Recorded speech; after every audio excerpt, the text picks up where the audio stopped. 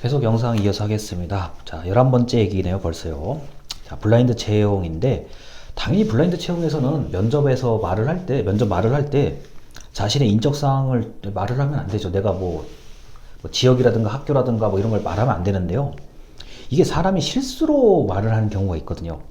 예를 들어서 뭐 자기 이름을 말하면 안 된다는데 이름을 말을 해버린다든가 이렇게 할 수 있기 때문에 만약에 내가 지원한 것이 블라인드 채용이다라고 딱 그 공고문에 써 있으면 이런 실수를 하지 않도록 꼭 준비하셔야 됩니다. 왜냐면 연습할 때 그런 단어나 그 표현을 빼고 연습을 하셔야만 돼요. 안 그러면 큰 실수를 할 수 있습니다.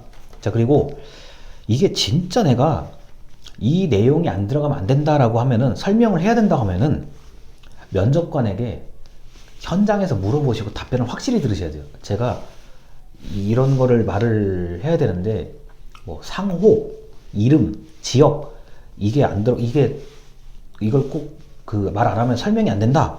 그래서 면접관이 말 그래도 됩니다라고 하면은 하시면 되고 그래도 면접관이 안 된다 그러면 안 되는 거예요. 근데 그건 현장에서 좀 얘기를 하셔야 됩니다.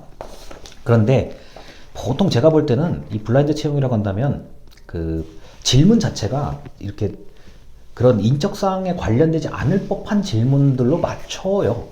그래서 이제 실수로 말하지 않도록 꼭 준비를 하셔야 됩니다.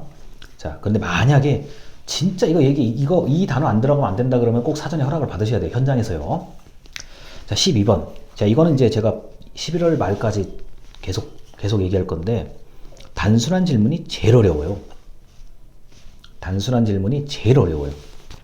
자, 뭐, 예를 들어서요, 뭐, 인생의 좌우명이 뭐냐, 뭐 이런 거 있잖아요. 예를 들어서요. 인생의 좌우명이 뭡니까? 라고 하는 거. 그 다음에, 뭐, 당신이 생각하는 이 직업은, 자, 어떻습니까? 당신은 이 직업을 어떻게 생각하십니까? 평소에 이제 이미지를 묻는 거거든요. 이런 거 어려워요. 굉장히 어려운 질문들이거든요. 그래서 여러분이 이렇게 생각하셔야 돼요. 자기소개서의 질문과 면접의 질문이 길수록, 질문이 구체적일수록 쉬워요. 그러니까 거기에 콕콕 맞춰서 해주면 돼요. 야, 이거 질문이 왜 이렇게 길어? 무슨 질문을 하는데 생각해보니까 5개를 쓰라고 하는 거네? 쉬워요. 맞춰서 쓰면 돼요. 그냥 거기에 맞춰서 쓰면 돼요. 그런데, 이게 그냥 완전 개방형 질문. 방금 얘기했던 거예요. 뭐 인생의 좌우명. 뭐, 너의 장점은 뭐냐? 너의 약점은 뭐냐? 이렇게 이런 게 이제 자기가 잘 갖추어서 말을 해야 된다는 거죠. 근데 어떻게 보면은 단순한 질문일수록 내가 대답할 게 많아요.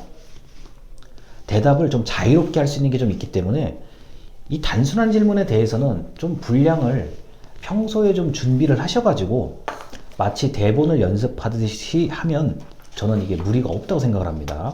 그래서 단순한 질문에 어떻게 대비를 해야 되는지를 가지고 또 우리 11월 말까지 열심히 또 제가 설명을 해야 될 것 같은데, 질문이 구체적이고 질문이 길면 자소서나 면접에서는 오히려 쉬워요. 근데 이제 그냥 개방형 질문 말해봐라 이게 어려운 거죠. 그 다음에 지원할 곳과 나와의 연결고리가 있다는 걸 보여주자. 자, 저는 내가 가진 역량은 A가 있는데, 또는 여러분 그 중간고사 때 보니 과목을 많이 적어주셨더라고요. 저는 이런 과목 그리고 이런 과목이 있는데 이거는 지원할 곳 여기에 꼭 쓰인다고 생각합니다. 자, 예를 들어서 뭐 행정학개론, 뭐 경영학개론, 회계학, 뭐 회계원리 뭐 이런 거 예를 들어서요. 자, 이 과목을 제가 수강해서 이러한 과제를 제출한 적이 있는데 이런 경험이 회사에서 어떤 이 직무와 연결된다고 생각합니다. 뭐 이렇게 얘기를 하는 거죠. 그래서 지원할 곳을 내가 지원하는 업무나 이런 걸 잘 조사를 해야 연결고리가 찾기가 좋습니다. 뭐 제일 대표적인 인턴. 내가 인턴을 했는데 지금 지원한 이곳과 업무가 일치합니다. 제일 좋은 거죠. 내가 완전히 또 해봤다는데 어떻게 해요? 내가 완전히 똑같은 걸 했다. 아, 그렇구나. 이제 공공기관 같은 경우는 이런 경우가 많아요. A 기관에서 무슨 일을, 뭐 A 기관에 B라는 일을 했는데 C라는 기관에 D라는 업무가 같다. 왜냐면 같은 거예요. 기관만 다르지 하는 일이 똑같아. 그러면은 연결고리가 있는 거죠. 또는 내가 자격증, 내가 연수를 받았던 어떤 그 경험이 있다. 근데 연수 경험이, 연수 때 배웠던 내용이 지금 이 직무하고 연결이 된다. 이렇게 되는 게 제일 정확하죠. 그래서 연결고리가 사실 없으면 지원을 하기가 힘들어요. 내가 뭐라도 그러니까 말을 이렇게 딱 이어줄 수 있는 뭐가 없으면 굉장히 어렵습니다. 그런데 어차피 여러분들이 준비를 하는 입장에서는 연결고리가 있으니까 분명히 지원하는 걸 거예요. 자, 그래서 이런 게 있다는 거를 좀 말씀을 드리고 이제 영상을 마치도록 하겠습니다. 감사합니다.